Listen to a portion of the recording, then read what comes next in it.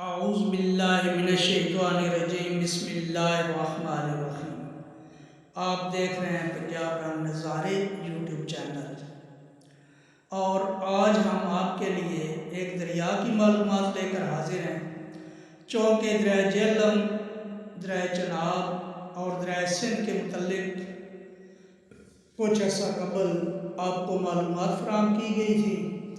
تو آج ہم آپ کو دریائے نین سکھ یا دریائے کنہار کی معلومات فراہم کریں گے۔ کنہار دو الفاظ یعنی پہاڑ اور نہار کا مجموعہ ہے۔ اس سے مراد ہے کہ پہاڑوں میں نہر، اور اسے وادی کاغان کی ریڑھ کی ہڈی بھی کہا جاتا ہے، کیونکہ 166 کلومیٹر لمبا یہ دریا اپنی تمام تر رہنائی، دلکشی اور خوبصورتی کے ساتھ پوری وادی میں سانپ کی طرح بل کھاتا، مچلتا، گنگناتا اور پیار کے گیت گاتا رواں دواں ہے۔ یہ دریا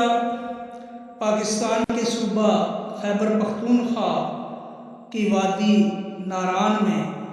لولوسر جھیل سے شروع ہوتا ہے اور ملکہ پربت، جھیل سیف الملوک، مکڑا چوٹی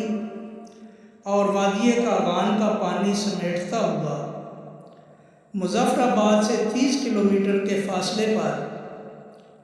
پتن کے مقام پر دریائے جہلم اور نیلم سے جا ملتا ہے۔ ویسے تو دریائے کنہار کا ہر نظارہ دلوں کو چھو لینے والا ہے، لیکن شہزادہ سیف الملوک اور پری بدی و جمال کی محبتوں کی رازدار جھیل سیف الملوک کے ساتھ اس کا ملاپ لافانی شاہکار ہے۔ کہا جاتا ہے کہ ایک بار ملکہ ہندوستان نور جہاں کشمیر کی سیر کے لیے جا رہی تھی تو اسے آشوب چشم نے آ گھیرا۔ حکماء کے مشورے پر ملکہ نور جہاں نے دریائے کنہار کے پانی سے اپنی آنکھیں دھوئیں تو اسے آرام آ گیا، چنانچہ اس نے اسے دریائے نین سکھ کا نام دیا، جو آج بھی زبان زد عام ہے۔ ناران بالاکوٹ روڈ اس دریا کے کنارے سے گزرتی ہے اور یہ سڑک کے ساتھ بہت خوبصورت مناظر پیش کرتا ہے۔ اس دریا کا پانی اس قدر شفاف ہے کہ 1 کلومیٹر بلندی سے دیکھنے پر بھی آپ اس کی تہہ میں پڑی چیز کو دیکھ سکتے ہیں، اور پانی حد سے زیادہ ٹھنڈا ہے کہ لوگ گرمیوں میں بھی اس میں نہانے سے گریز کرتے ہیں۔